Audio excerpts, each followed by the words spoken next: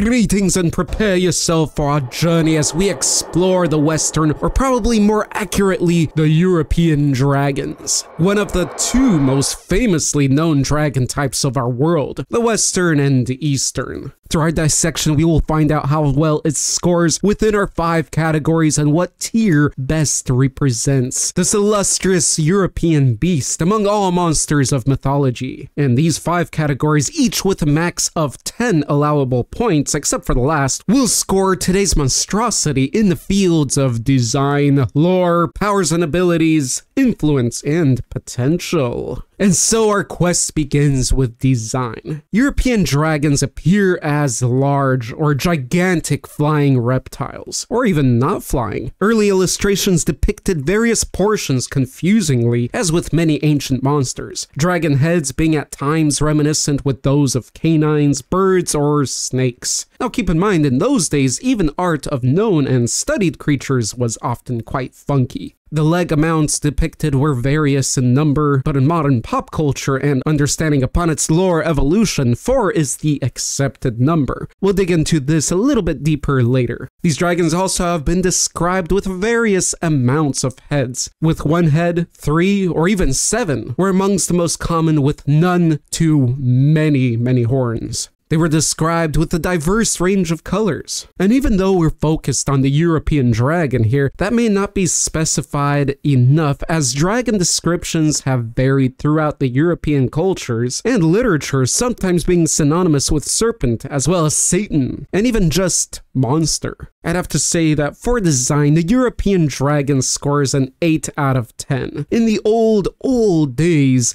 all sorts of reptilian monsters were referred to as dragons. Again, almost as a general term at times. And even though the form of focus here had some variations, the key structure is reptilian in nature, long-necked and tailed, with intimidating horns and portraits and wings that further brought it above all. And at that, not just any wings, especially later, with more bat-like ones which fit the look extremely well. It's an elegant yet monstrous design, familiar and aesthetically profound. The lengthy, proud body simply evokes respect. As for the lore surrounding the European dragon, the ancient origins really lead to snakes, or serpents, and the human primal fear that encompasses them. These serpents appeared all throughout art and early religions. Eventually, the images, depictions, and descriptions went through slight changes, adding a couple legs here, wings and horns there, etc., until the quote-unquote modern version formulated. Therefore, being picky and arguing on whether something is a wyvern or wyvern, worm, drake, or even hydra is a dragon is null, as all of them, as well as many other monsters, stemmed from our wonderful and diverse reptilian world of sizzling snakes. Although sometimes we just still need to nerd out about this and call a 2-legged dragon a wyvern. But anyway, an average of this also had to be taken into account when judging the design earlier, although slanting toward the winged version, as that's a more clear distinction of the Western dragon, especially considering the evolution it went through. And here's a part of that. Amongst the earliest depictions of a winged dragon is a 2-legged one featured in a bestiary dating back to the 11th century. 4-legged dragon depictions didn't appear until about the 15th century. So if Game of Thrones writer says his winged 2-legged fire breathers are dragons, then so be it. Suck it up and create your own lore and do your own research. Although that was also around the era where the wyvern actually began to be recognized as a separate, different type.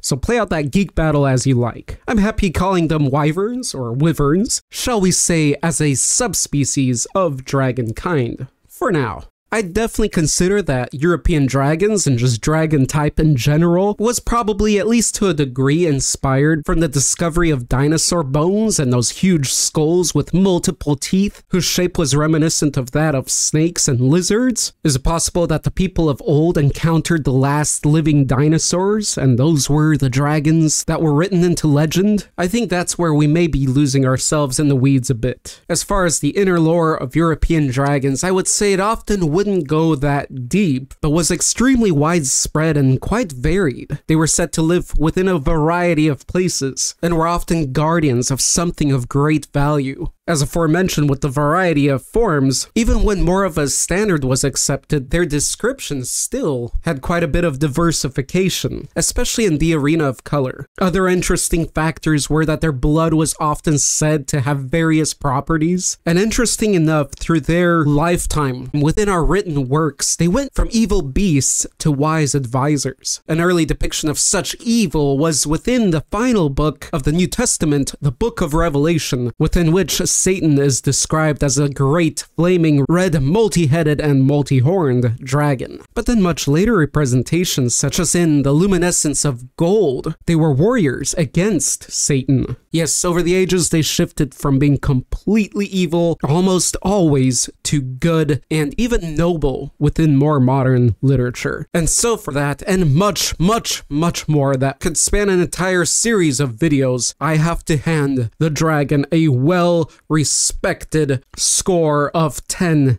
out of 10 for lore. As for abilities, first of all, what you see is what you get. You've got biting, clawing, and tail whips. You've got flight, that's a great one. Fire or sometimes poisonous breath. Sometimes wisdom. Sometimes poison and or venom, that pertaining to their bitey harm as well as what flows through their veins. Some could emit odors that rotted away anything they touched. And most of them were known as great consumers, that they could just eat and feed on anything, almost endlessly. And there's those rare glimpses within the lore where they have weather affecting or controlling abilities. Spicy.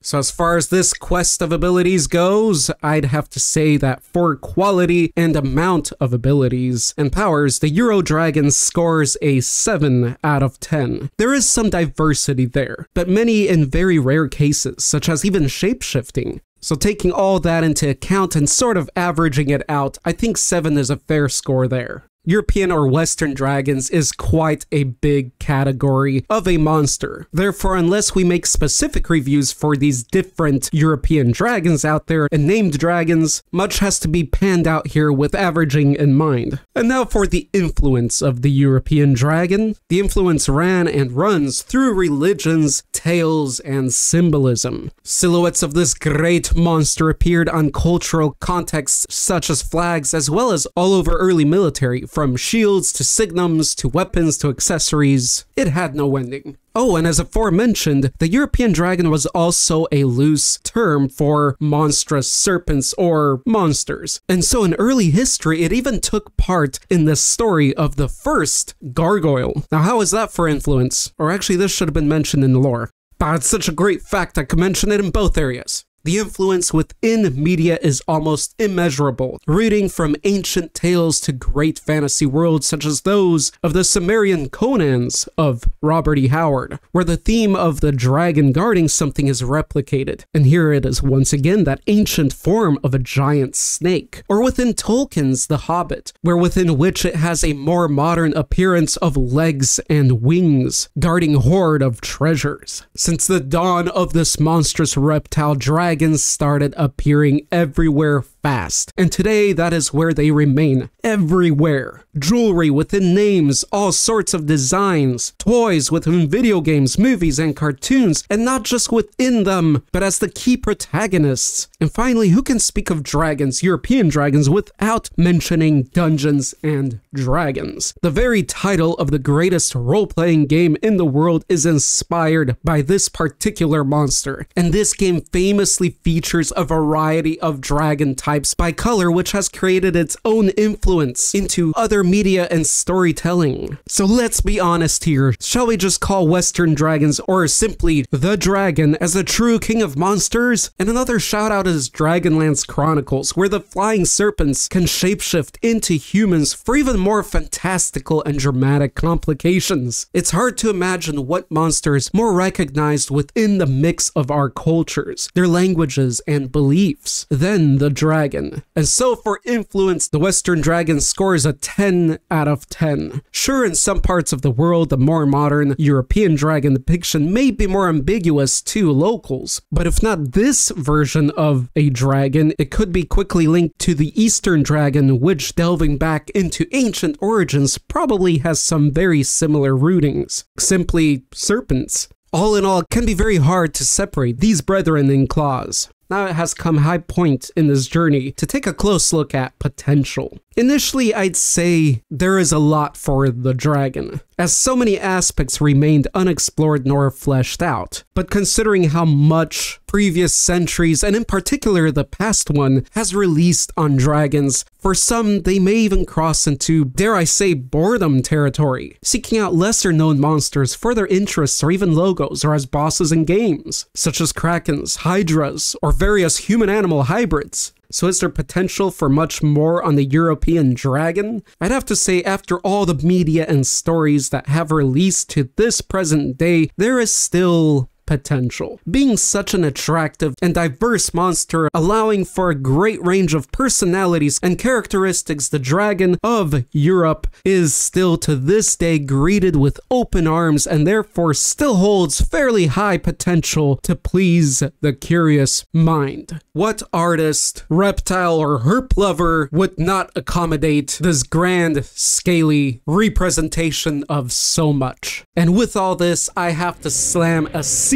of approval on this monster as being among the greats that we have encountered on our adventures here. And also with that, here's a shout out to some of the brave adventurers that join us on these trials and tribulations of monster exploration. And I welcome all of ye to join in any way as well. As your next monster to be reviewed request within the comments below, we'll traverse into our little Patreon club where members will get to vote on which monster we should review, score, and find the tier of next. And now with all the extremely complex calculations done, taking the seal of approval into account, the European dragon lands its well-earned position on the S tier. Of course, it has wings, it can easily fly up there. But I mean, is anyone really surprised that this absolute classic casts such a big shadow? Historically, this monster has been well cooked for centuries and dished out in many forms and onto endless contexts. Where it lacks in just a few points here, such as within design and limited abilities, it can quickly succeed at through creative renditions in video games, cartoons, movies, and other forms of storytelling. It has such a strong base that expansions and renovations are but cherries atop perfection. Personally, dragons entered my imagination hard and early in life. There was a point where I would barely draw anything but a dragon when I was a juvenile human, eventually overwhelming myself with the beasts and being consistently exposed to amazing dragon works all over the place. And again, I absolutely mean that. Name a store type and some sort of dragon context can be attached. So eventually my passion mellowed out, so to speak. But at the core, I could never deny my love and appreciation for this iconic treasure. Its symbolic presence was my first ever tattoo, which was to remind me to do, well, what I'm doing right now actually, and that was over 20 years ago. By the way, if you want to watch a good take on what if dragons were real, check out Dragons, a fantasy made real of Animal Planet. And by the way, if that show itself doesn't speak to really what influence this monster has had, then I don't know what does. Did you know? Returning to the distinction between wyvern and dragon, traditionally the dragon with its 4 legs and wings has often been associated with the more majestic and powerful symbolism, used frequently to represent valor, protection, and dominion. On the other claw, the wyvern with its 2 legs has been associated with a more warlike symbolism. It is at times considered more agile and aggressive in heraldic depictions, symbolizing vigilance and defense.